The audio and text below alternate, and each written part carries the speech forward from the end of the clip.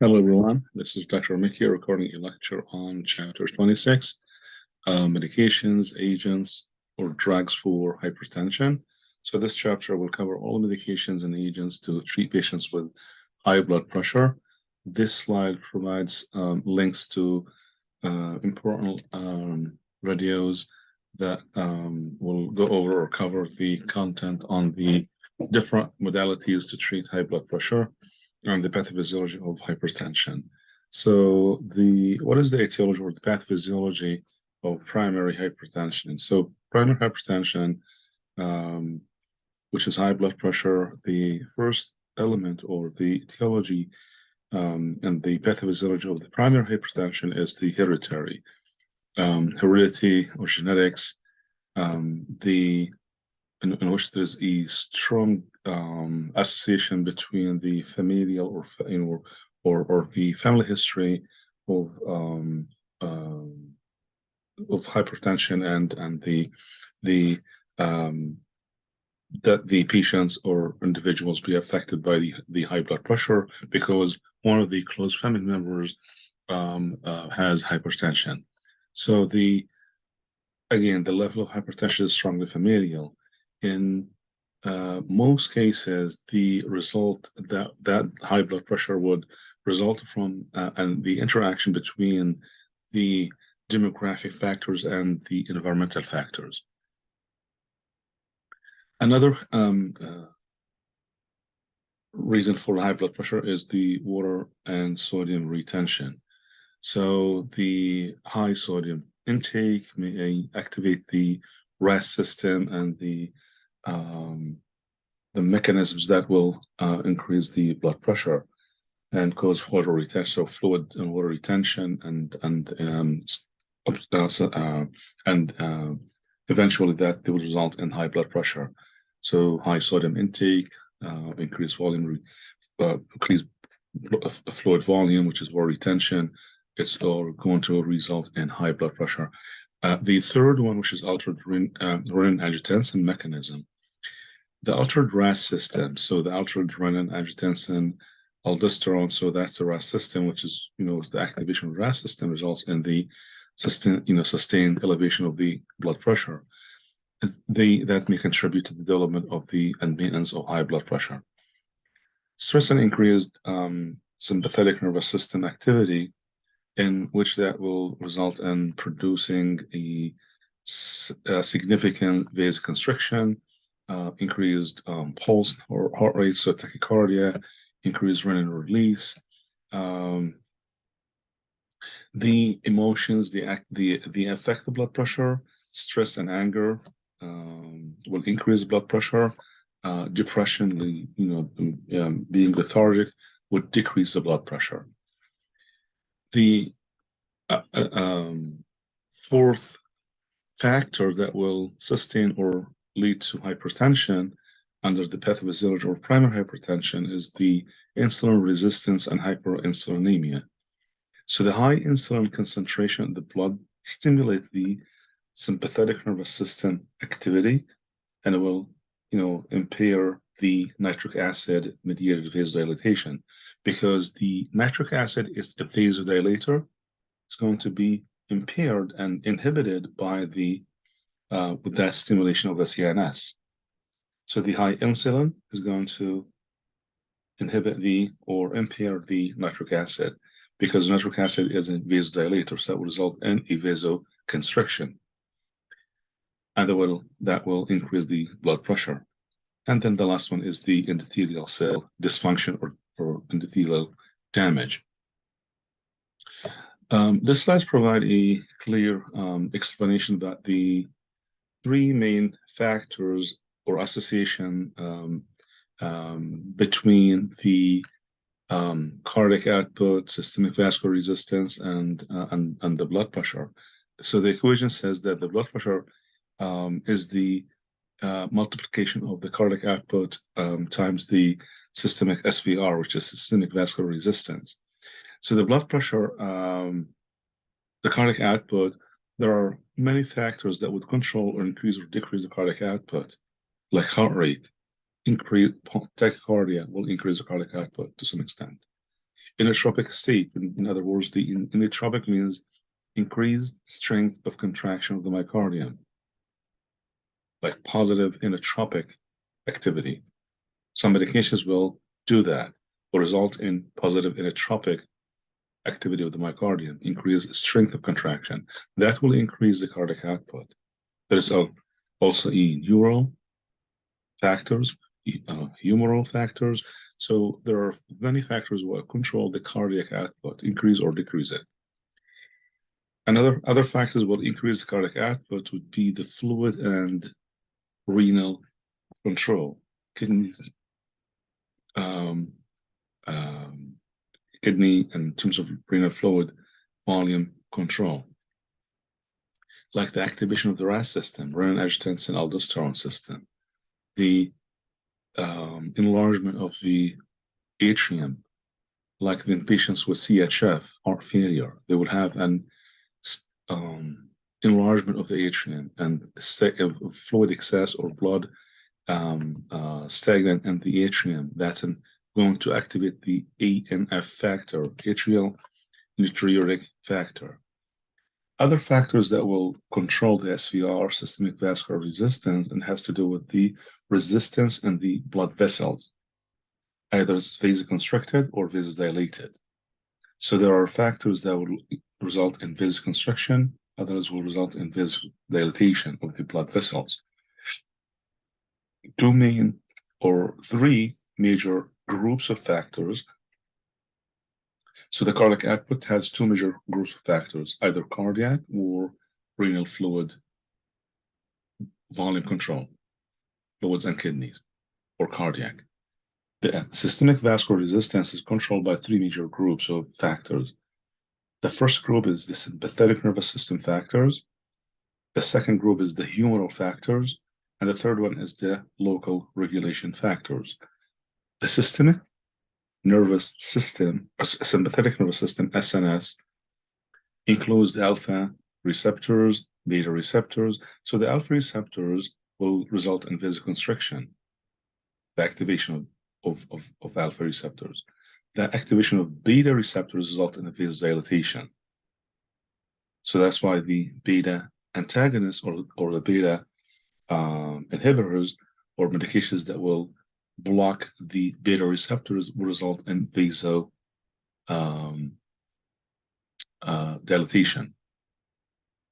and that will decrease the blood pressure.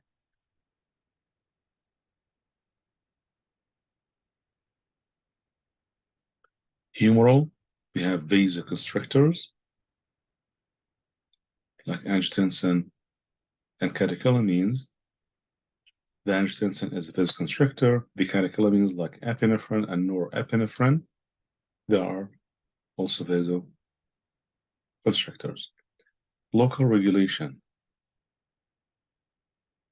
The vasodilators like prostaglandins are vasodilators. The EDRF, which is endothelial-derived relaxing factor, also it's a vasodilator.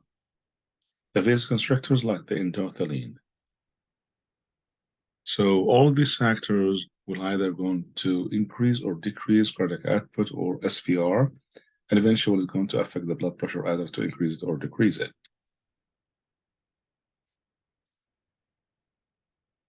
Slide that will, it's exactly the same what we had in the previous slide in a different format.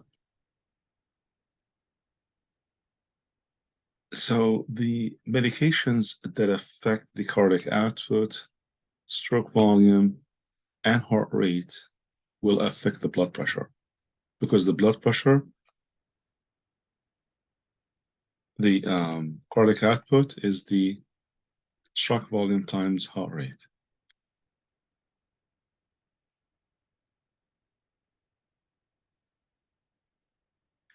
So three main factors responsible for blood pressure: cardiac output, peripheral resistance or vascular resistance, and blood volume.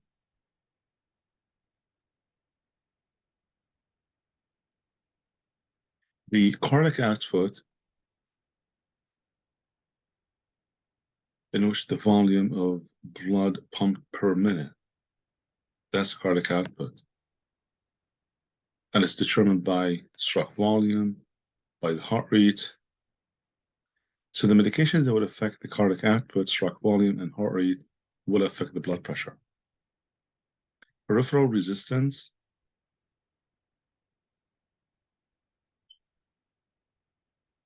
which is friction in arteries as blood flows through a vascular system. So the highest resistance in the arteries will lead to high blood pressure. Unusual high resistance, either from the blockage, atheroma, vasoconstriction, that will result, it leads to high blood pressure. Medications that affect the vascular smooth muscle may lower or raise the blood pressure because the blood vessels have the middle layer, it's the smooth muscle. Constriction of the muscle or contractions result in a vasoconstriction. Relaxation result in or lead to vasodilatation. So the medications that will affect the vascular, this smooth muscle of the blood vessels, either contract or relax, it will lead to either increasing or decreasing blood pressure.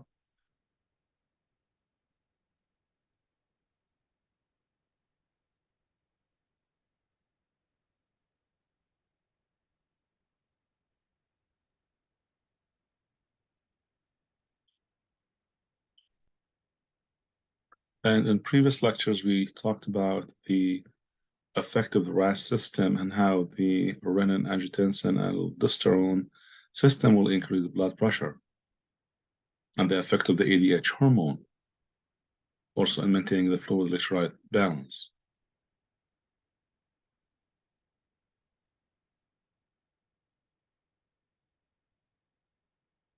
So adrenal gland, for example, secretes the catecholamines, HTN or epinephrine. These are the catecholamines from the adrenal gland cortex, and they're going to affect the blood vessels, vasoconstriction. So plus sign leads to vasoconstriction. There are baroreceptors in the major blood vessel like carotid. It has baroreceptors, aorta. There is baroreceptors that will sense the blood pressure, and that will send a message to the vasomotor center and the medulla to produce the norepinephrine, and eventually that also going to result in a vasoconstriction and increase the blood pressure. And that's during the hypotensive status. The hypothalamus also has sensors that will sense the osmolality of the blood and the pressure as well, and that will result in the release of the ADH hormone, antidiuretic hormone, and that results in vasoconstriction. The kidneys also, change in blood volume will lead to release of the renin, activation of the RAS system, result in the release of the renin, and that will activate the angiotensin 1, and there is an enzyme called angiotensin converting enzyme will convert angiotensin 1 into angiotensin 2 in the lungs. Angiotensin 1 in the liver will be activated by or converted by the angiotensin converting enzyme to angiotensin 2 in the lungs, and that is vasoconstrictor as well. Severe vasoconstriction will result from the angiotensin 2. And that's where the management of hypertension, there are medications that are going to block this conversion and block the angiotensin converting enzyme. It will inhibit the enzyme from converting 1 into 2 and preventing 1 becoming 2, and that will result in lowering the blood pressure because that results in vasodilatation. Another hormone or produced or secreted from the adrenal gland is the aldosterone. Aldosterone functions on the kidneys by absorbing or retaining sodium and fluid or water and allowing potassium to be excreted, and that will result in, so high aldosterone is going to result in hypernatremia, fluid overload, fluid excess, and hypokalemia. And that was eventually result in changes in the blood volume.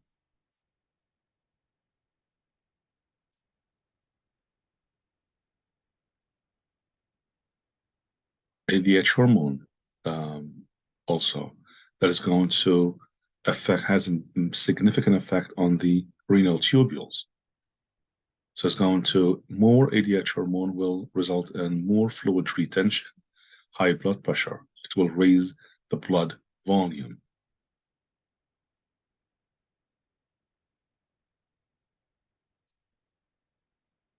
Now, the hypertension is sustained elevation of blood pressure, systolic blood pressure over 100 or equal or higher than 140, diastolic equal or less than 90, higher than 90.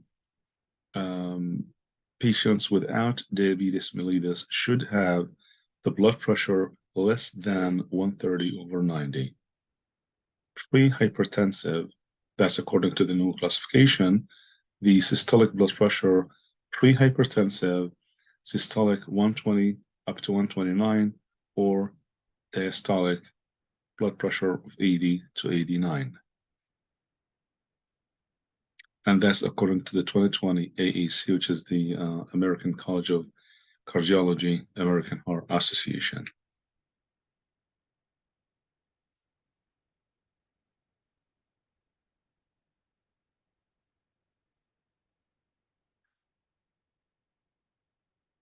So hypertension was consistent elevation of systolic arterial blood pressure.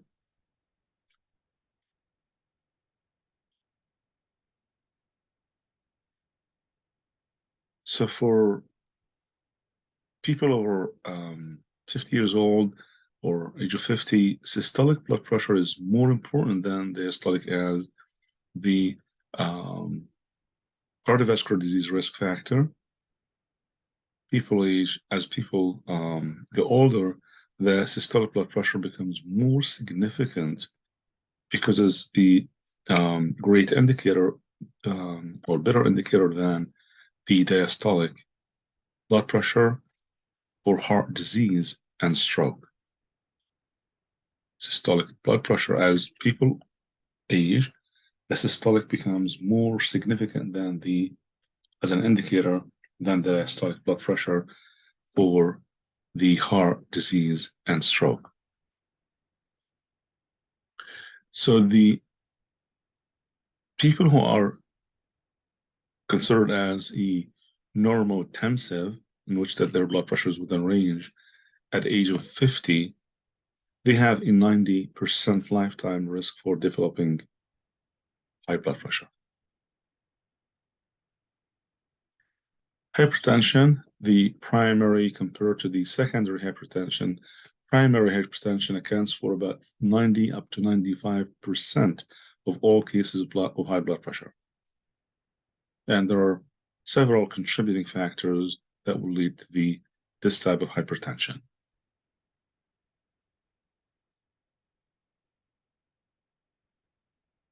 Secondary hypertension, which is the elevated blood pressure with specific cause, and we have the underlying cause of this. But for the primary essential, there is no underlying cause. We don't have any etiology. We don't know exactly why a patient had developed this. Could be genetic, could be other factors. But for this secondary hypertension type is that there is contributing factors. And these are some of the contributing factors that may lead to the secondary hypertension. Renal artery stenosis, RAS, that's more prevalent in children. So, like in pediatrics or children, once they're having a consistent elevation of high blood pressure, the first thing we can recommend that they have to undergo the renal artery like ultrasound to indicate or to find out if there is a renal artery stenosis, because that's the most common reason for children to have high blood pressure, is that they will find that they will find that the patient or the child has a renal artery stenosis. That's the cause and etiology for this type of secondary hypertension. And the following factors are listed here as the etiological factors for secondary hypertension. There is an isolated systolic hypertension, ISH. For many years, the emphasis, so what is the ISH? So it's a major health threat, especially for older adults, and is defined as a systolic blood pressure reading at or above 140 with diastolic blood pressure below 90. So in older adult, ISH is the most common type of hypertension or form of hypertension. Now, for many years, emphasis was placed on the diastolic reading. Attempts were made to lower this number to be lower than 80. However, as people age, the systolic blood pressure becomes more significant than it is the better indicator than diastolic blood pressure of risk for heart disease and stroke. So the research has shown that the diastolic blood pressure rises until age 55 years and then declines, whereas systolic blood pressure continues to rise. So the new research demonstrates a significant association between isolated systolic hypertension and peripheral vascular disease, PVD. Malignant hypertension, which is a severe type of elevated blood pressure.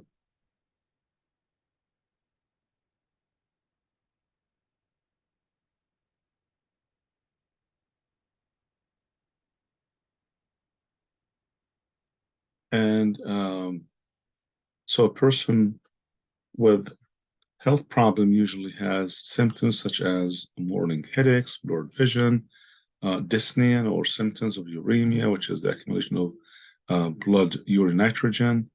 The patients are often in their 30s, 40s, or 50s with the systolic blood pressure over 200 and the diastolic over 150. Now, unless the interventions will take place promptly, a patient with malignant hypertension may experience one of the following: either kidney failure, renal failure, left ventricular failure, or stroke. So that's the significance of, or the importance of managing and treating the hypertension, especially when it's malignant hypertension. So we can prevent renal damage, cardiac problems, and stroke as well. Table differentiate between the primary, essential, and the secondary hypertension.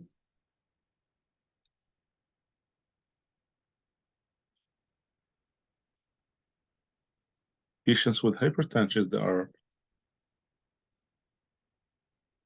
frequently asymptomatic, no symptoms, until it becomes severe and target organ.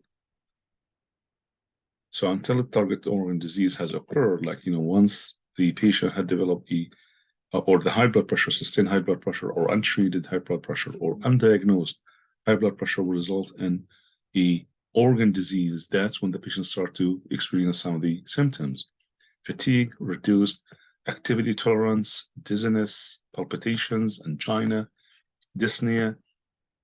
Could be like kidney, renal function test would be low and affects the kidney function tests.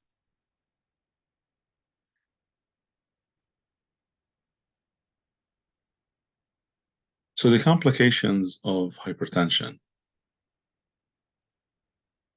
The common complications are target organ disease, heart, like coronary artery disease, left ventricular hypertrophy, heart failure, CHF. Could affect the brain, like stroke, TIA or CVA, cerebrovascular accident, or transient ischemic attack, TIA, which is very similar to the stroke, but it's slightly different in terms of that these symptoms are, it's a transient and it doesn't result in a permanent damage, and it's affected by or result from the small tiny blood clots called TIA, transient ischemic attack. However, the stroke or the cerebrovascular accident, it usually results in a residual and permanent irreversible damage, either sensory or motor.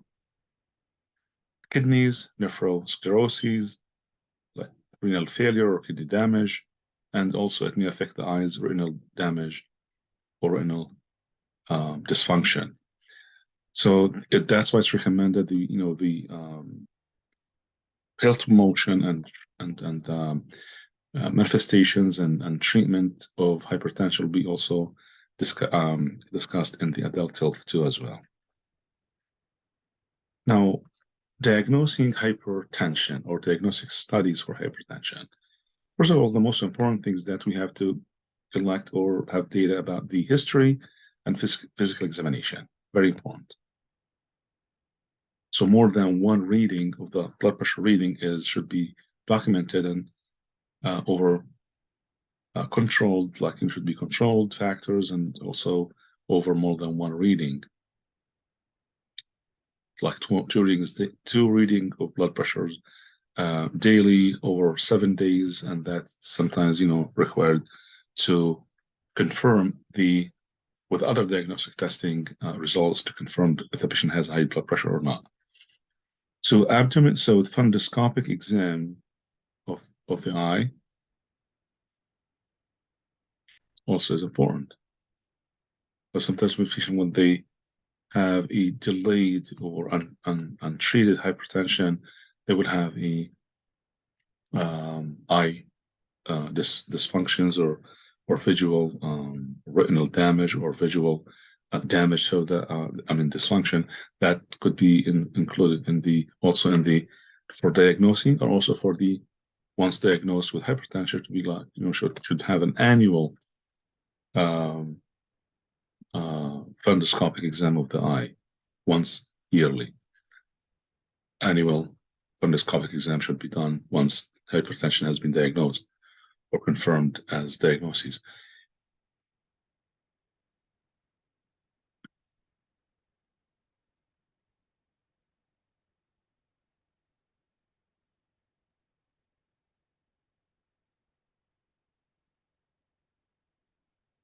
And blood pressure measurement in both arms. So we have to use the arm with higher reading for subsequent measurements. Blood pressure would be highest in early morning and be the lowest at nighttime. So we have to control when we take blood pressure, we have to take into account all these factors. Sodium intake, the time during the day, early morning versus nighttime, and other factors that may sway or alter the reading or affect the blood pressure reading. So they have to be controlled. Orthostatic hypotension, which is the difference between the lying or sitting, then patient will be like in a standing position, and if there's significant difference between the readings, that's orthostatic hypotension. So any decrease in blood pressure, either systolic or in 20 points in systolic or in 10 points in diastolic, when the patient changed position from sitting or lying to standing, that's significant for orthostatic hypotension.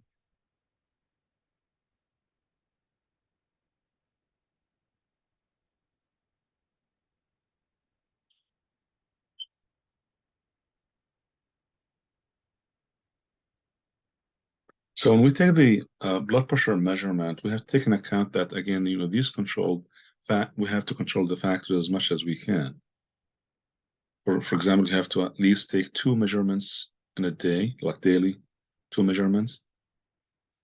we have to use an appropriate sized cuff to ensure accuracy of the blood pressure reading.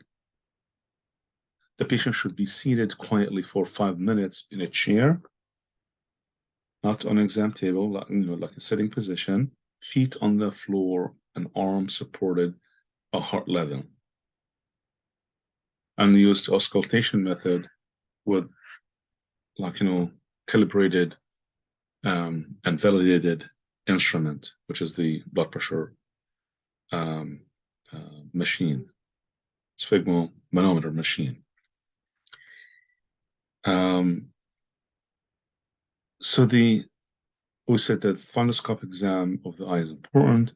The abdominal bruit, in which that will indicate if there is any renal vascular disease, like renal artery stenosis, for example, that result in abdominal bruit. That's from the turbulence of blood in that artery due to that stenosis. The routine urinalysis, which may indicate or provide some indication that there is an catecholamine in the urine, and that's usually urine when it's collected over 24 hours, and then the result will show that there is catecholamine byproducts or metabolites of the catecholamine metabolism, which could be an indication to diagnose patients with pheochromocytoma, which is usually it's the renal neoplasm, like a tumor on the kidneys and without the adrenal glands. And these are going to stimulate the production of the catecholamines, the epinephrine or norepinephrine, and result in vasodilatation and high blood pressure. That's pheochromocytoma. So we can diagnose that from the presence of the catecholamine metabolites in the urine when we collect the urine over 24 hours.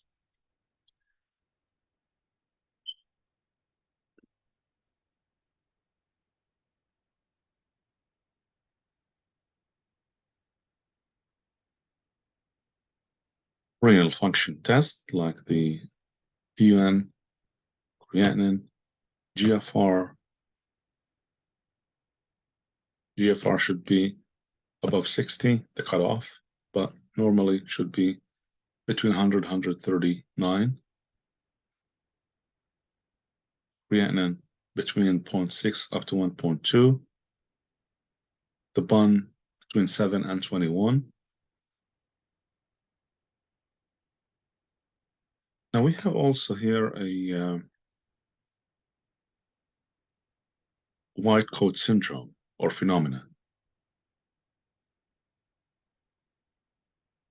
So the white coat phenomena, which is more commonly known as the white coat syndrome, is a phenomenon in which patients exhibit elevated blood pressure when they are in the clinical setting,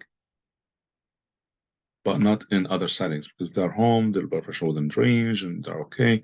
But when they go to the clinic or, MD's office or nurse practitioner's office or to go to the hospital, that's when the blood pressure is going to be extremely high. That's called white coat phenomenon. And it's believed that this is due to the anxiety some people experience during clinic visit or clinical visit.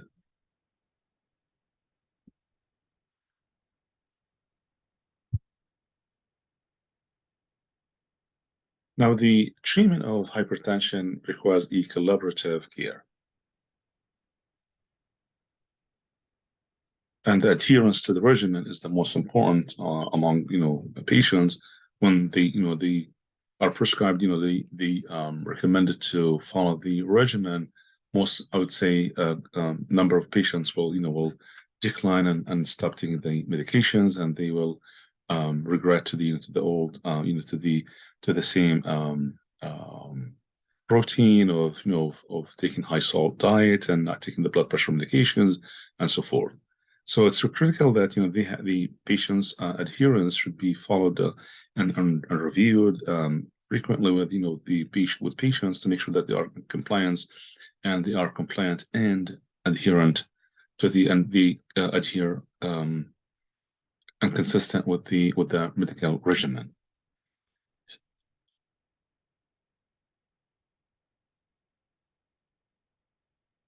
So the benefit of lowering the blood pressure will result in three significant reductions in terms of like risk factors or complications.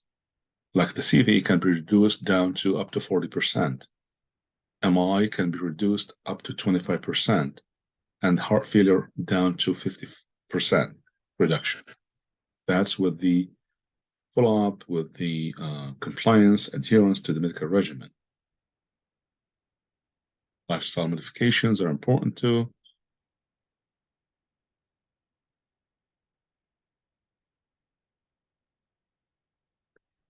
Some medications to treat high blood pressure.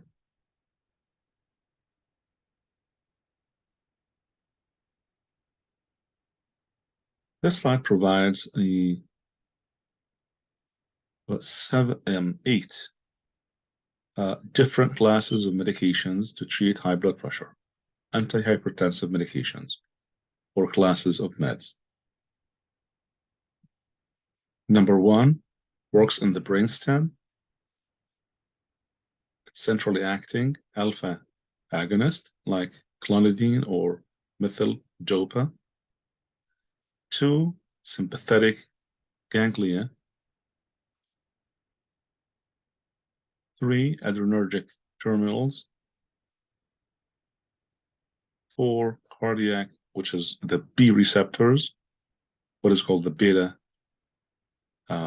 blockers or the beta antagonists or beta inhibitors, which ends with low. The suffix is LOL for all of these beta blockers. Number five, which is a vascular alpha receptors, like prazosin, terazosin, labetalol. And we have number six, class of number six is vascular smooth muscle. Number seven, renal tubules. Kidney medications work on the kidney tubules, like thiazide diuretics. They allow for diuresis, and eventually, because of the fluid loss, the blood pressure will drop, and we can control high blood pressure that way. Number eight, that's the medications are going to affect the RAS system, like the ACE inhibitors, for example. The ACE, like for example, HC, angiotensin converting enzyme inhibitors, like the PRIL family, the medications that end with PRIL, P-R-I-L, the suffix PRIL, that's ACE inhibitors. But under this classification number eight, we have five subclassifications of medications. The one that works on the beta-1 receptor on the kidney, juxtaglomerular cells, renin, and then ACE inhibitors, and then the ARBs, which is angiotensin 2 receptor antagonist, and this is the sartan family, sartan. These medications ends with sartan, losartan, valsartan, and then we have aldosterone receptor antagonist like spironolactone, aldactone.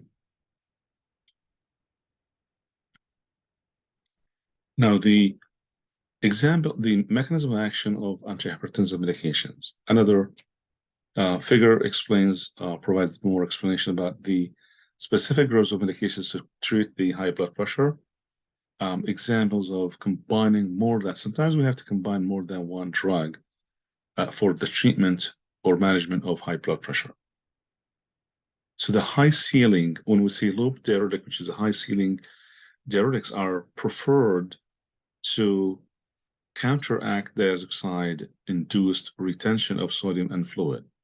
We'll explain that, in the upcoming slides about the thiazide, hydrochlorothiazide, and loop diuretics like furosemide, or what is called the high ceiling diuretics, which is loop diuretics such as furosemide.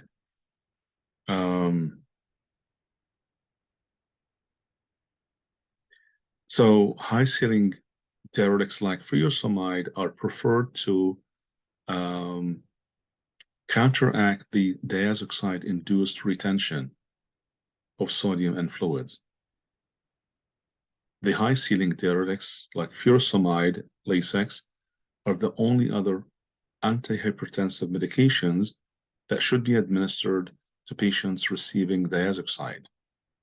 So that's for patients who would receive diazoxide and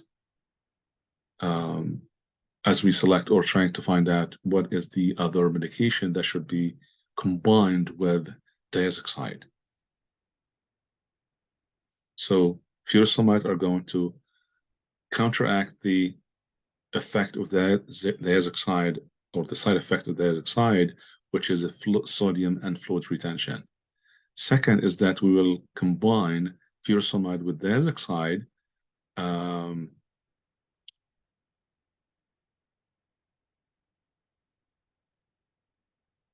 because that the furosemide will counteract that effect. So the high-scaling diuretics or loop diuretics are the best medications to be combined with the diazoxide. Another example of combining two medications together are adding the beta blockers to CCB, which is calcium channel blockers. So we have CCB, calcium channel blockers here. That's the exact mechanism how these works in terms of lowering the blood pressure. So adding the beta blockers to the calcium channel blockers, like for example, verapamil is a CCB. What would you add the beta blocker to the CCB? It's to offset the verapamil-induced reflex tachycardia. Because the CCB, one of the side effects of the calcium channel blockers like verapamil is reflex tachycardia. So we're going to add a beta blocker like metoprolol, for example, add it to calcium channel blocker like verapamil to offset the verapamil-induced reflex tachycardia.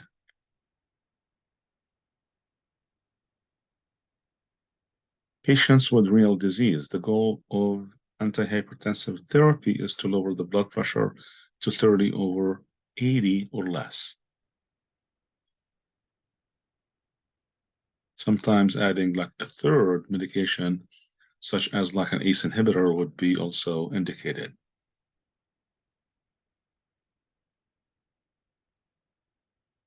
So the drug therapy, individualized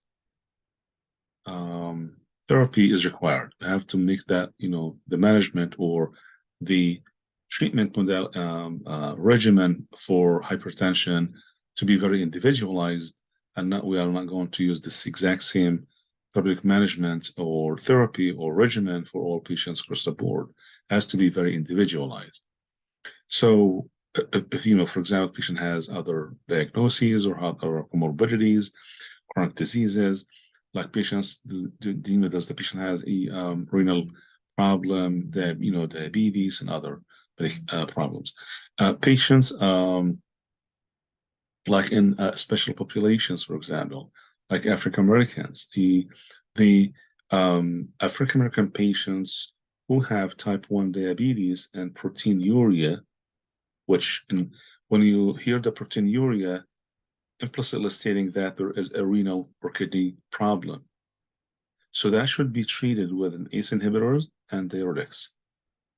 So ACE inhibitors and diuretics should be combined together to treat this type of hypertension.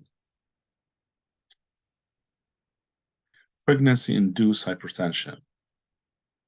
Research has evidence-based practice has resulted in or confirmed that the methyl-dopa, daldomate, is the only antihypertensive drug or medication that should be taken by pregnant women or women who want to become pregnant, because it doesn't cause or result in fetal harm. So the pregnant woman should not take direct renin inhibitors because the ACE inhibitors, or even they shouldn't even take the ACE inhibitors like lisinopril or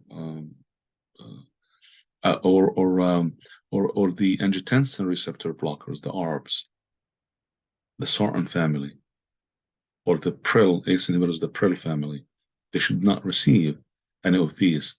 No renin inhibitors, no ACE inhibitors, no ARBs, because they can cause fetal harm. But the methyl dopa is very safe to the baby. The drug of choice for lowering the blood pressure in women with severe preeclampsia is the hydralazine.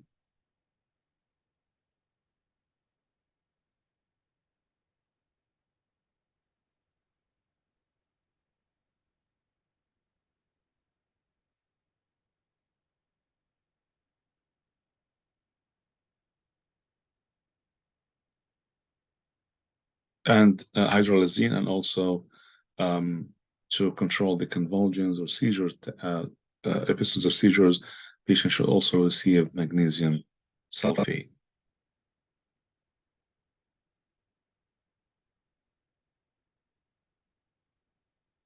Now, individualized therapy also patients with special populations like the elderly. With aging, compliance decreases and the stiffness of the blood vessels will increase in large arteries that will lead to the rise or increased blood pressure, especially systolic blood pressure from that atherosclerosis and stiffness of the blood vessels, especially in large arteries. So although all antihypertensive drugs are effective in older adults, only beta blockers and diuretics have been shown in controlled trials to reduce morbidity and mortality in older adult population. Beta blockers and diuretics, very effective in older adults to reduce morbidity and mortality. The beta blockers are cardioprotective since they decrease the heart rate and the contractility because they are negative inotropic medications. Negative inotropic means decreased contractility or the strength of contraction of the myocardium. The thiazide diuretics is effective for older adults too. However, the alpha-1 blockers and the alpha or beta blockers, they can cause orthostatic hypotension in older adults.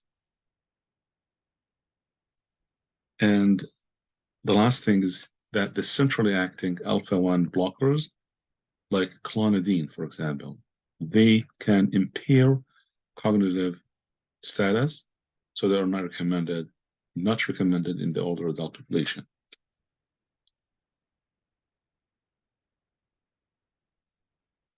Now, the first line of antihypertensive management or drugs to treat hypertension are the diuretics. So especially thiazide and thiazide-like diuretics, potassium-sparing diuretics.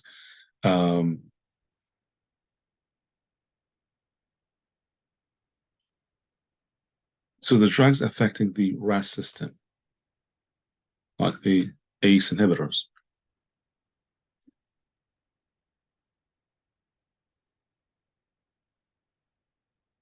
ARBs, aldosterone antagonists, directorin inhibitors, CCB.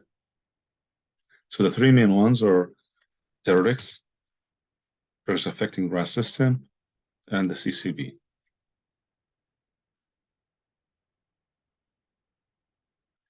Second line antihypertensive drugs will be the beta blockers and alpha-1 or alpha-2 receptor blockers.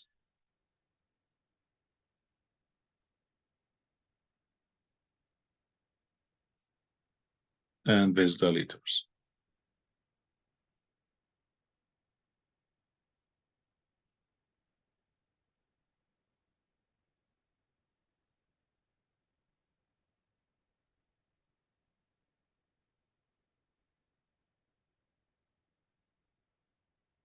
So the relics, which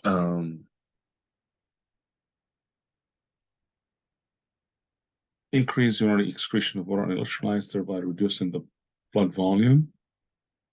They are classified into thiazide diuretics, which is appropriate for use for patients who has uncomplicated primary hypertension to reduce the blood volume and reduce the arterial resistance, as long as the patient does not have any kidney or renal dysfunction. No renal failure, that would be very effective. And also we have high ceiling lobe diuretics and potassium sparing diuretics under this classification.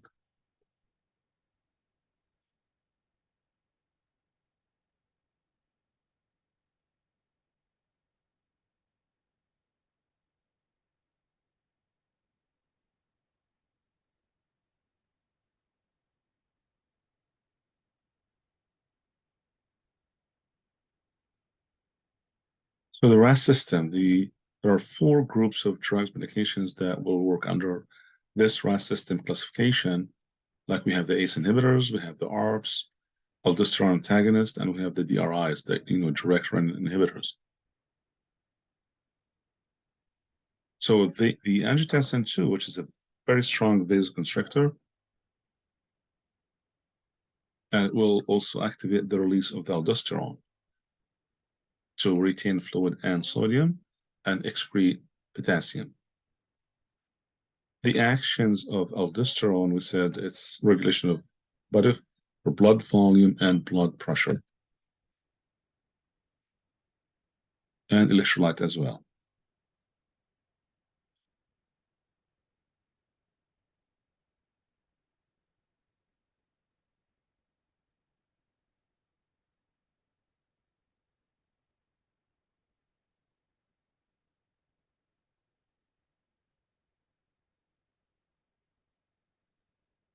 So the ACE inhibitors, the prototype is the lisinopril.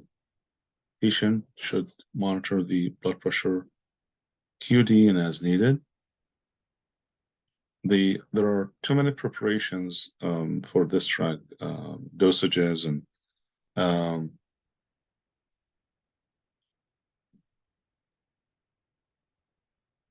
so all the medications are given oral. This is oral pee on take or oral preparations, except for one preparation of the ACE inhibitors is an IV, which is the enalaprilat.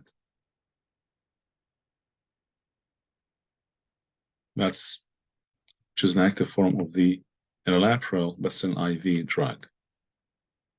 There are other medications that are combined with other, like HCTZ, which is hydrochlorothiazide, for example. So we have like benzapril, Latensin, combined with the hydrochlorothiazide in one tablet, and the Latensin, HCT. Another medication we have also lisinopril, Prinavil, or lisinopril, or Zistrel. Lisinopril combined with hydrochlorothiazide, HCTZ, hydrochlorothiazide, and that will become one tablet inside. The rest of the medications or the ACE inhibitors are only ACE, but these are the 2 ACE inhibitors combined with the HCTZ.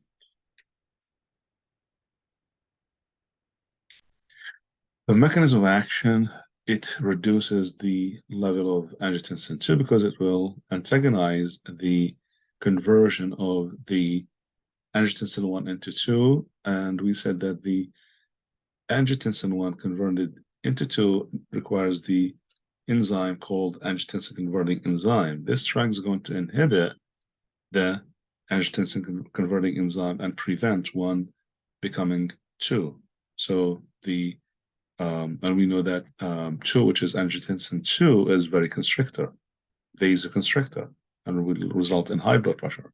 So when we prevent the conversion of angiotensin 1 into 2, we can control high blood pressure that way and lead to the vasodilatation. At the same time, also, when we reduce the angiotensin 2, or conversion of 1 into 2, also will be the resultant, one of the, which is usually a side effect of this classification of med, is the increase in the level of bradykinin. And that explains, or this mechanism explains, why patients sometimes develop the chronic or the dry, severe, and persistent nighttime cough. And that sometimes at some point, patients will stop taking the drug because of that. So that's because of the high production of the bradykinin. So the elevation of the bradykinin usually causes vasodilation, but also it will result in cough and angioedema. And the bradykinin is usually result from the increased production of the prostaglandins and nitric acid. And we said that nitric acid is a vasodilator. So eventually, because of that cough and angioedema, that patients will reach out to the provider to switch to a different medication.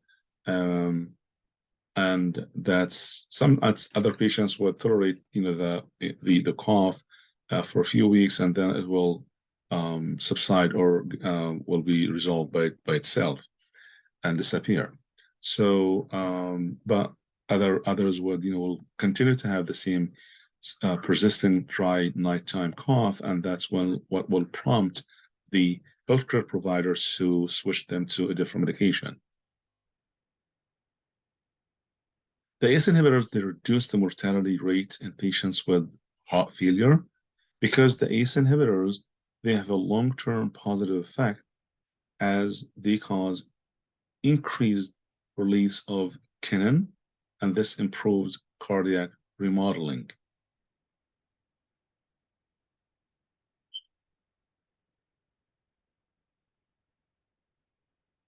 So that's the increased bradykinin, and the results in vasodilation, cough, and angioedema as a side effect of the drug. So first dose hypotension side effects or adverse effects. First dose hypotension, cough, accounts for about, or the cough will occur in about 5 to 10% of patients taking the ACE inhibitors. It doesn't subside until the medication is discontinued. Very few who would experience that, they tolerate the drug, and they will continue the drug. But most of the time, it will not subside until the drug is discontinued. The angioedema, which is the swelling similar to when the patient develops wheals or hives, refers to the swelling that happens just below the surface of the skin and the epidermis, and most often around the lips, tongue, oral, pharynx, which result in laryngeal edema and airway obstruction, and the secretions from the eye, or drainage from the eye. The treatment for this would be epinephrine. Patient may develop also from the ACE inhibitors hyperkalemia, and the ACE inhibitors, because the reduction or decreased aldosterone lead to more sodium excretion and more potassium retention, and that's due to the decreased aldosterone secretion.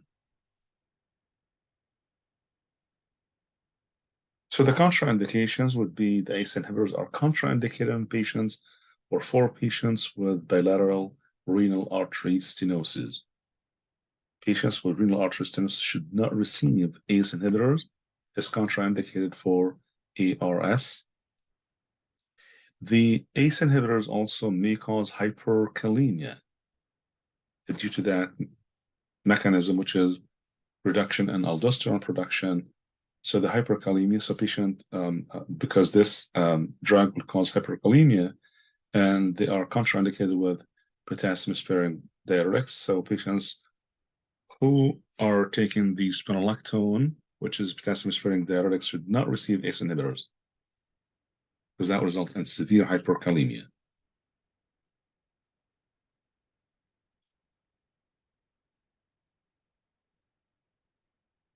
So the ACE inhibitors may be given with the potassium wasting diuretics to help eliminate some of the potassium in the body.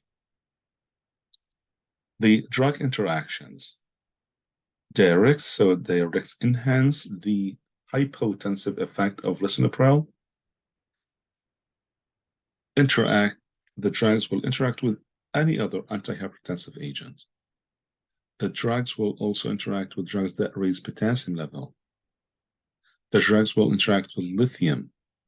The ACE inhibitors increase lithium levels. So that will result in lithium toxicity.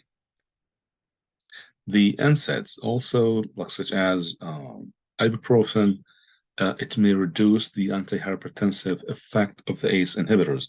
These NSAIDs, like ibuprofen, they reduce the antihypertensive effect of the ACE inhibitors.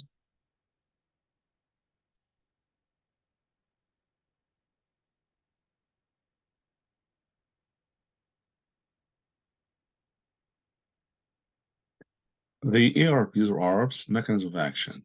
The ARBs, they block the access of angiotensin II to its receptors, cause dilatation of arterioles and veins in response to that blockage, decrease release of aldosterone. So decreasing the release of aldosterone, similar to the ACE inhibitors, is going to reduce the excretion of potassium and result or lead to hyperkalemia. So one of the side effects of the ARBs, like the ACE inhibitors, will be hyperkalemia. And also the results in, because of the decreased aldosterone, will increase renal excretion of sodium and water. So fluid loss, sodium loss.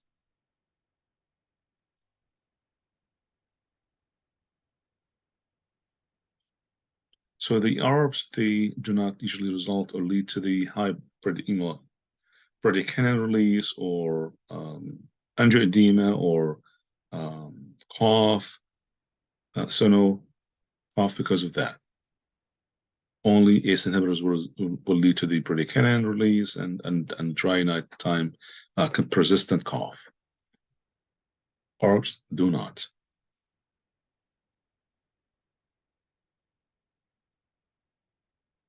Examples of ARBs are which is the sartan family. Sartan, so the prefix the suffix of these medications is this S-A-R-T-A-N, sartan, like the valsartan Diovan is the prototype drug for this classification.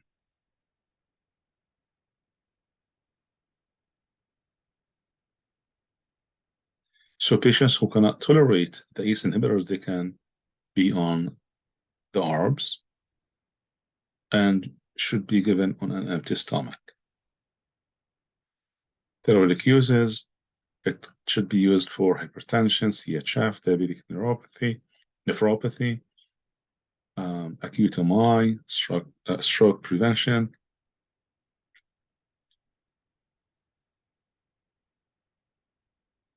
The adverse effect should not result in severe angioedema. And angioedema is not that of that significance because there is no bradykinin. So you can eliminate the angioedema from the ARBs because there is no bradykinin. But they are harmful, or they can result in harm to the fetus and to the kidneys.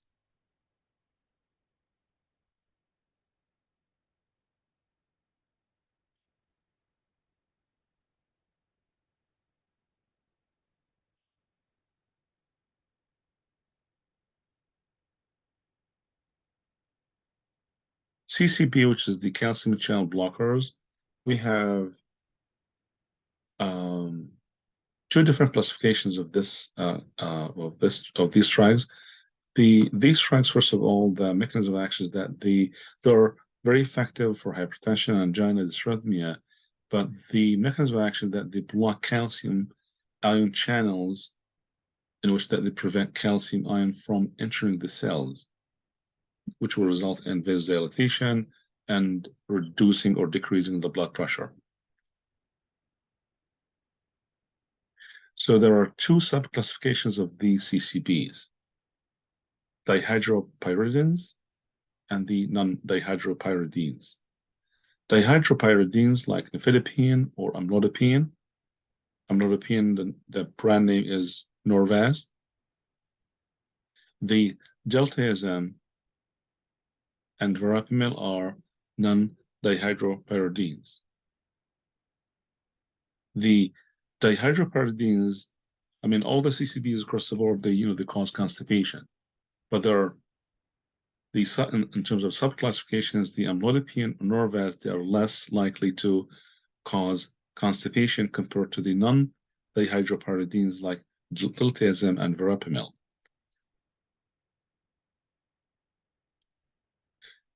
Now, most CCBs or the CCB agents, calcium channel blockers, most of them are negative inotropic medications.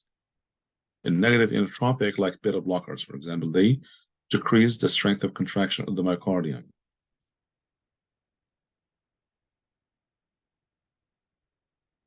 However, the amlodipine is exceptional in having a neutral inotropic effect, and it's well tolerated in heart failure. So all CCBs are negative inotropics. However, the amlodipine, Norvasc, is exceptional in terms of that it has a neutral inotropic effect, and is well tolerated in patients with CHF or heart failure.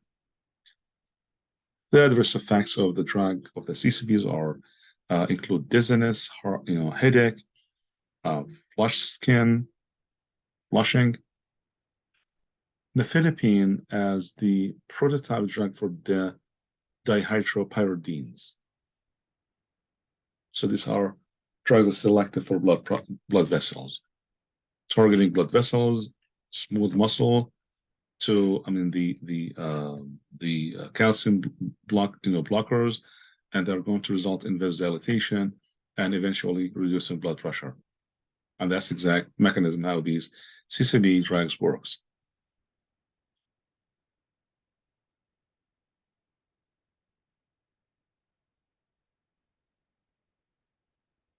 So the vasodilatation by blocking the calcium channels blocks in vascular smooth muscle.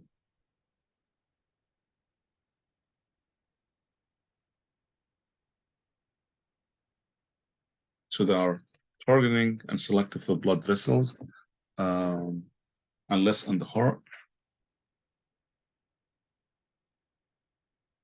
And very little blockade of heart calcium channels, like less effect on the calcium channels in the heart. So that's why it should not be used to treat dysrhythmia, or cannot be used for dysrhythmia, because it does not significantly have effect on the heart calcium channels. That's why CCBs are not good or cannot be used to treat dysrhythmias.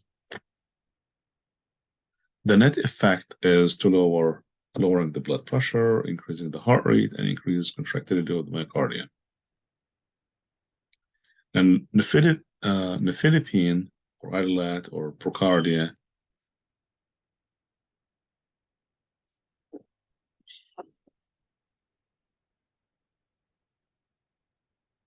all of them are similar to the nifedipine, or like there are seven medications available under the CCB classification, but all of them are similar to the nifedipine. The most common ones are going to be the amlodipine Norvasc and nimodipine nimotop, very common CCB drugs to lower the blood pressure. Now the non-dihydropyridines, the other subclassification of CCBs, which includes verapamil,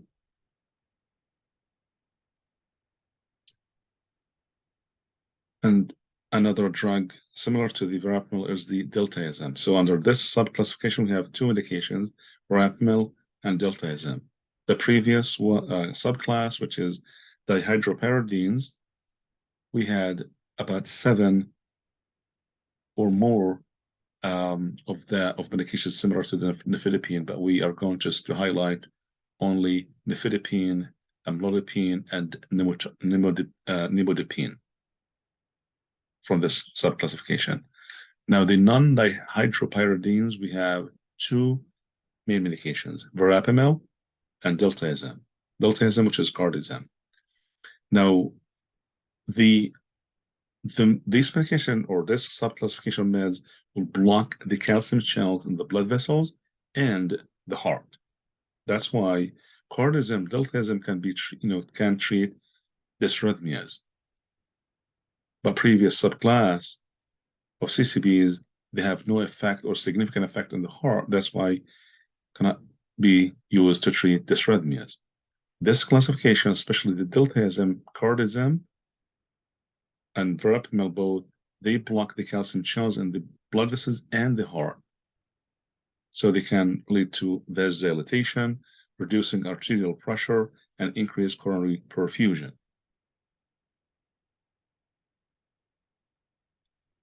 So as they block the calcium channels in the myocardium and the SE node and AV node, the non-dihydropyridines, they have an AV nodal blocking characteristics or properties, like the verapamil and diltiazem. And once they block the AV node, they will prevent the reflex tachycardia.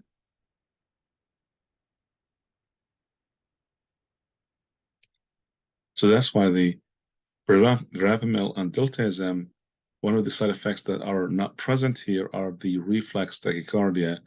The other subclass of dihydropyridines, which is the previous one, nifedipine, amlodipine, nimodipine, that could result in reflex tachycardia. This group of meds, because it has AV nodal blocking characteristics, they prevent reflex tachycardia.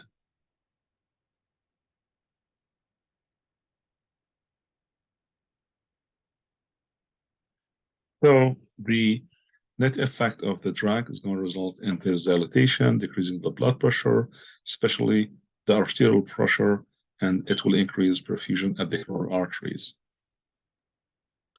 Now, the CCBs are contraindicated. So the contraindications, the only contraindications, the hypersensitivity to the nifedipine or other CCB drugs. The interactions with beta blockers, the beta blockers, it will intensify the cardiosuppressant beta blockers. I mean, the CCBs will intensify the cardiosuppressant beta blockers. In other words, the CCBs are going to, the calcium channel blockers are going to intensify the cardiosuppressant activity of the beta blockers.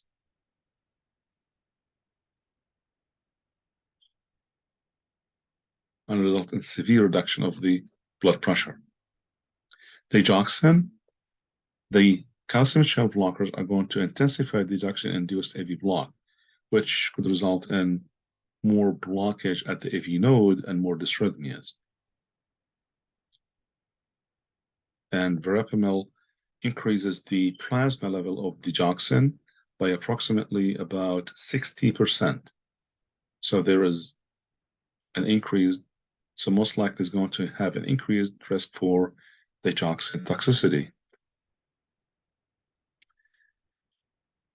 So the CCBs, the adverse effects of nifedipine are generally minor and are related to the vasodilatation, such as headache, dizziness, peripheral edema, flushing.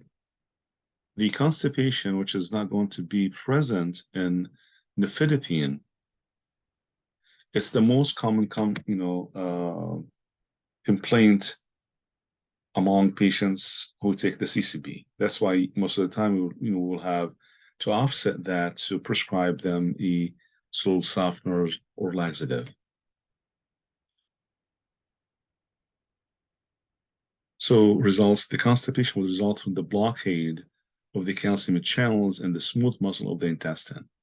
And the GI tract is going to result in a decreased that blockade of the calcium channels in the GI tract or the small intestine will lead to the decreased peristalsis. Decreased peristalsis, which will lead to the constipation.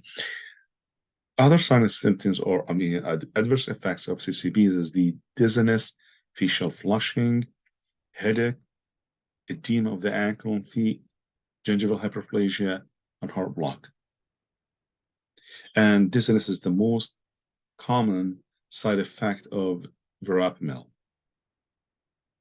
Therefore, the patient should use caution when rising to reduce when they rise in the morning or stand up from the lying to or sitting to standing position to reduce the risk of falls, which is in response to the orthostatic hypotension.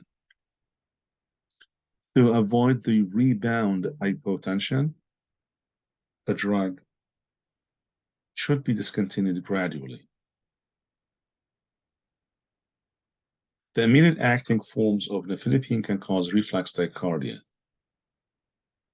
Immediate acting forms of nifedipine can cause reflex tachycardia, so the increases the cardiac oxygen demand from the increased heart rate. It can increase also pain for anginal patients, and in rare cases, the calcium channel blockers may cause paradoxical increase in anginal pain, possibly related to the hypotension or heart failure.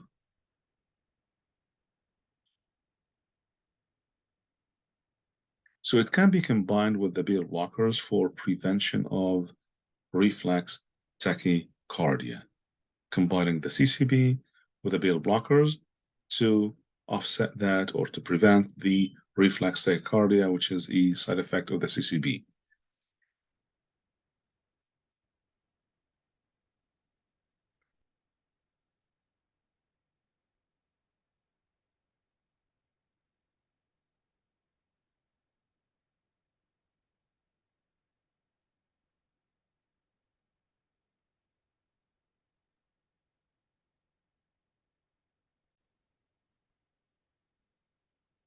So the calcium channels are coupled to beta-1 adrenergic receptors in the heart.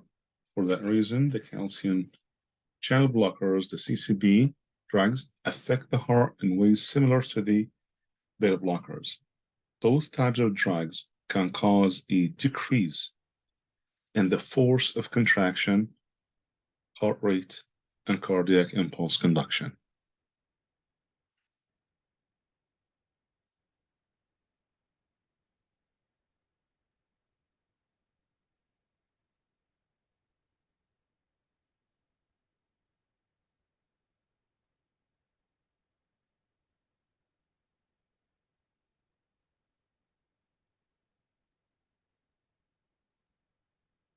The beta blockers, they decrease the heart rate and contractility, so they are negative inotropic medications. They reduce the cardiac output and lower the systemic blood pressure. The metoprolol blood pressure is the Ortoprolol XL, which is extended release drug or form of the metoprolol, is the prototype drug for the beta blockers.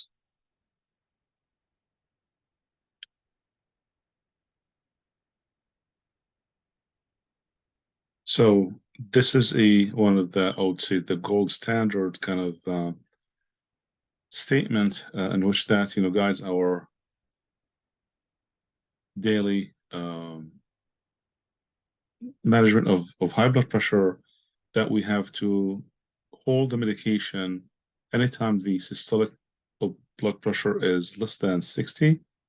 The heart rate less than 60, or the systolic blood pressure less than 90, or diastolic less than 60. And other would recommend even systolic less than 100. So we will adopt the these measures, which is that we're going to hold the blood pressure medication, especially beta blockers, if the patient's heart rate is less than 60, systolic blood pressure less than 100, and or diastolic less than 60. That's when you're going to hold the medication that day, so to prevent more reduction in the blood pressure.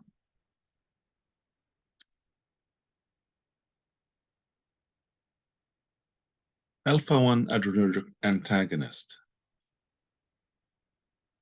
It's not the first line of medications or drugs managed for managing the hypertension. Dexazethine or Cardura. We have a similar drug also is called prazosin or Minipras. It was discussed in chapter 13. So dexazethine and several other alpha-1 adrenergic blockers also relax the smooth muscle of the blood vessel around the prostate gland and induce diuresis. So, like for example, patients with BPH, with the benign prostate hyperplasia, they receive this drug, the prazosin or Cardura, and that's to relieve the symptoms of the dysuria because it relaxes the smooth muscle around the prostate and allow for more easy urination.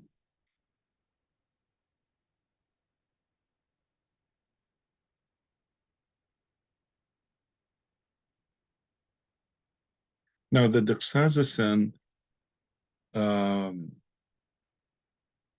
we have to monitor the patients closely for profound hypotension and possible syncope 56 hours following the first few doses of the drug, and that's from the first dose phenomena.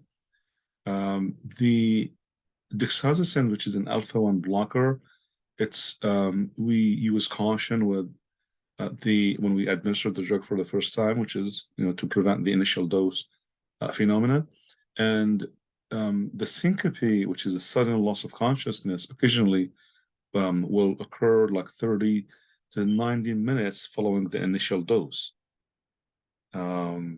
So the too rapid increase in the dose or the addition of another antihypertensive agent to therapy that could result into, or be the cause of this syncope. So we have to be careful when we add another drug to the dexazethine.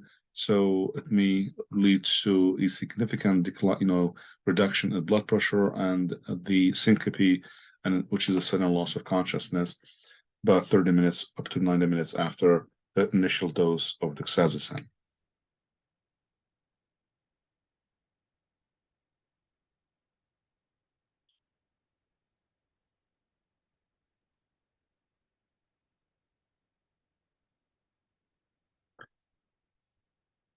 Alpha-2 agonist, which is clonidine.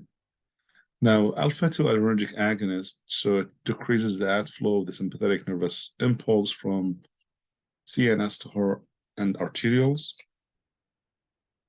And this produces the same response as the inhibition of the alpha-1 receptor. So eventually the mechanism of, the alpha-2 agonist will lead to reducing the blood pressure because it slow the heart rate and conduction velocity.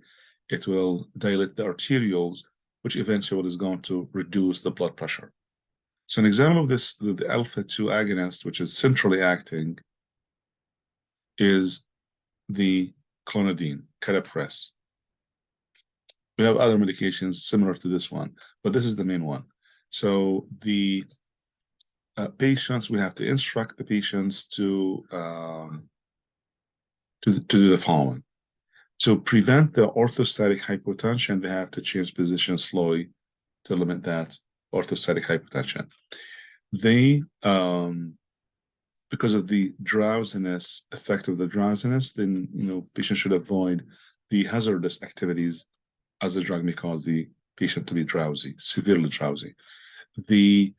Also because of the rebound hypertension, this drug, clonidine, should not be discontinued abruptly or suddenly to prevent the rebound hypertension, the significant elevation of high blood pressure, of the blood pressure. So to prevent rebound hypertension, the drug should not be discontinued abruptly or suddenly.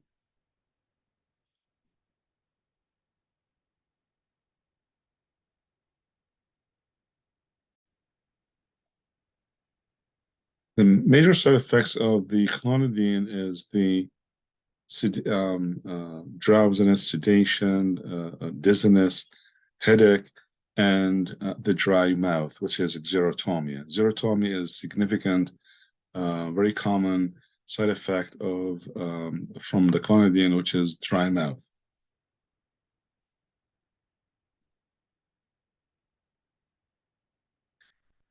The next classification of medications are direct vasodilators, in which that these medications want to dilate the blood vessels directly.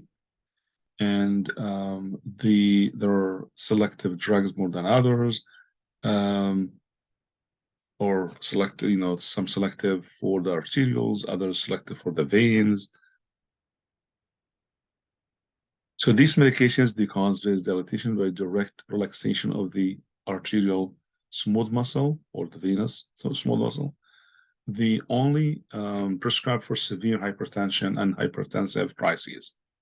So when you see direct vasodilators, then it's usually prescribed for severe hypertension or for hypertensive crises. Side effects, serious side effects from this group of meds is reflex tachycardia, sodium and fluid retention.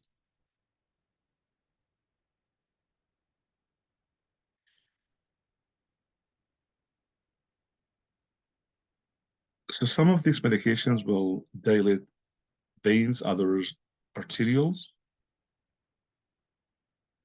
and some will act on both arteries and veins. Now, the selective dilatation of the arterioles will lead to the decrease in the afterload, like hydralazine. Drugs that are selective to dilate the veins that are going to decrease preload, and an example of that would be nitroglycerin.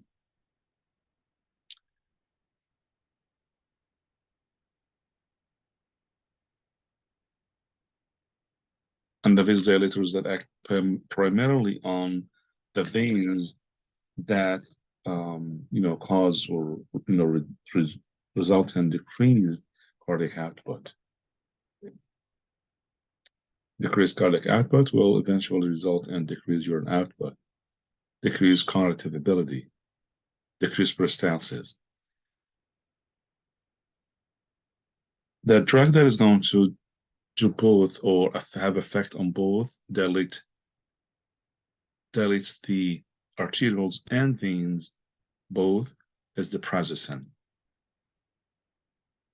So the prototype drug for these dilators will be hydralazine, aprazolone.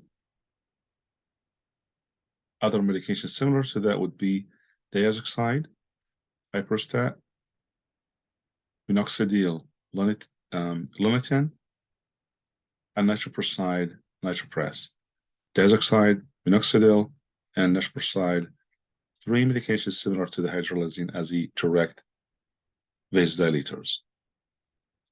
Indications for or therapeutic uses for the hydralazine and similar drugs from the vasodilator group, essential hypertension, and other indications as listed here on this slide.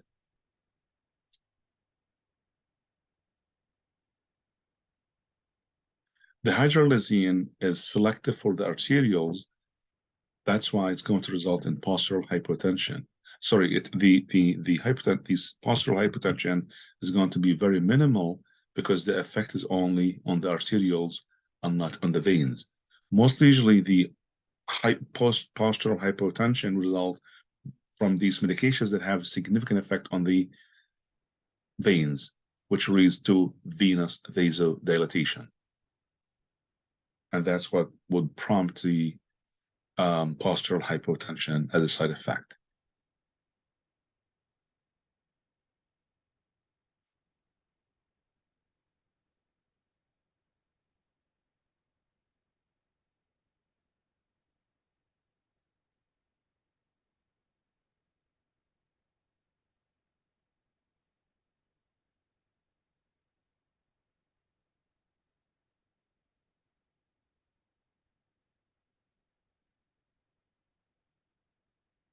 So the adverse effects related to the vasodilatation was postural hypotension,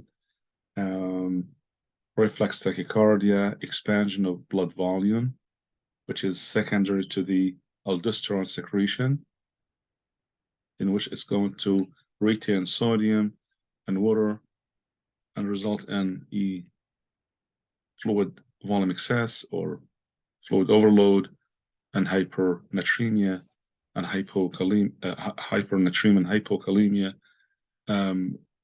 Also, the expansion of blood volume is going to be due to the reduced arterial pressure. The reduction in the arterial pressure reduces the perfusion to the kidney, and that will lower the GFR and reduce urinalysis or urine output or diuresis. So that's why the treatment is that it should be to administer the vasodilators with diuretic medications.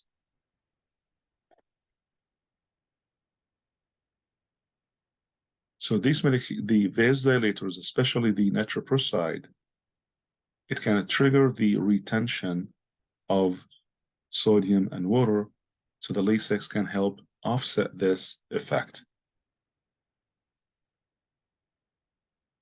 So it can be combined with beta blockers to protect against that reflex tachycardia. It should be combined with diuretics to prevent sodium and water retention.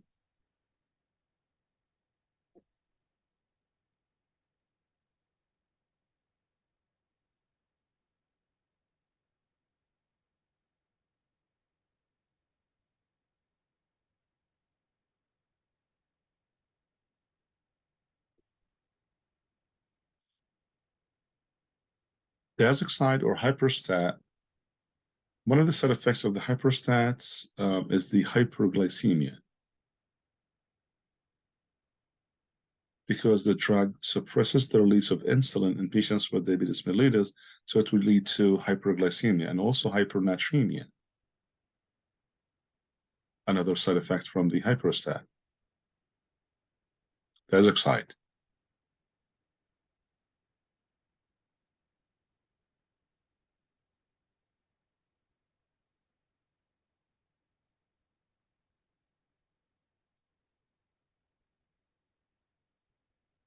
A high ceiling diuretic like furosemide should be prescribed to counteract the diazoxide-induced sodium and water retention.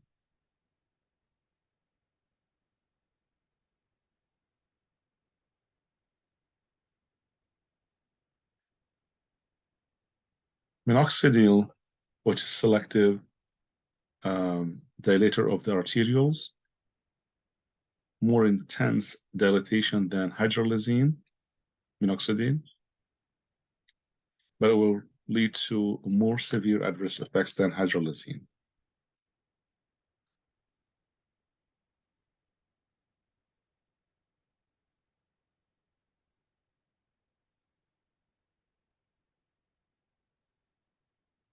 So the minoxidil will be given or prescribed for severe hypertension that is unresponsive to other safer drugs or medications.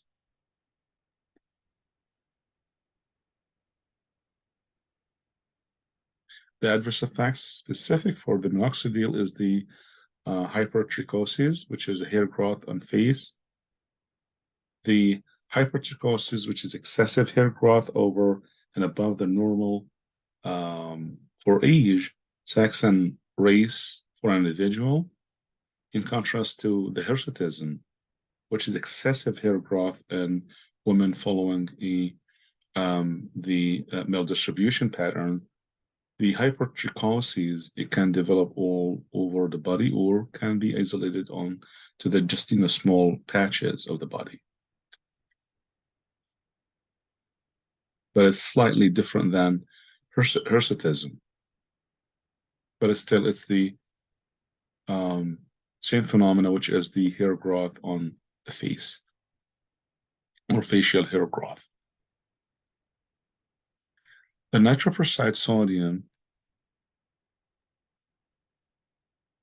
or NUR268. That's the fastest acting antihypertensive agent. Very quick action, like very effective in during the hypertensive crisis emergency, because it has the dilatation effect on the veins and the arteries or arterioles as well. It's an IV infusion medication. The onset of action very immediate, 1 to 2 minutes after you administer the drug. It will control the blood pressure. Blood pressure returns to pre-treatment level in minutes, like a couple of minutes or 2 minutes, up to 2 minutes when the blood pressure will return to pre-treatment level in minutes after we stop the medication. But the onset of effect of the drug is within 1 to 2 minutes. But once you stop the medication, the blood pressure will return back to the pre-treatment level few minutes after you stop the medication. So it's usually used for hypertensive emergencies or crises. And the adverse effect is that the sodium nitroprusside, it can trigger retention of sodium and water. So that's why the Lasix can help to offset that effect. The adverse effects also the cyanide poisoning or thiocyanate toxicity and cyanide poisoning.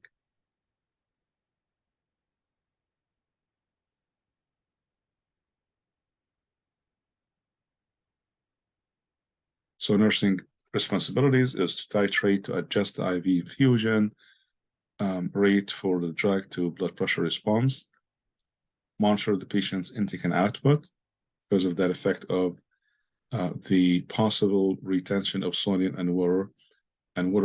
So we have to monitor the intake and output. Monitor the lab tests for blood thiocyanate level for prolonged treatment. If the patient is receiving this drug for prolonged treatment, then we have to test for the blood thiocyanate level and cyanide for possible cyanide poisoning. And we should discard the solution if the color turns dark brown, because the drug has a sensitivity to light, or the composition of the drug will alter due to the being exposed to light. It's very sensitive to light. So it's a light sensitive medication. What would be the symptoms of thiocyanate toxicity or cyanide poisoning? Patient may experience anorexia, fatigue, mental status changes or alteration, or altered mental status, like psychoses, weakness, seizures, tinnitus, which is like a ringing in the ear, like ringing sound in the ear, tinnitus, and hyperreflexia. These all signs or symptoms of manifestations of thiocyanate toxicity or cyanide poisoning from the long-term use of the nitroprusside sodium, nitropruss. Signs are such as anorexia, fatigue, altered mental status, psychoses, weakness, seizures, tinnitus, hyperreflexia.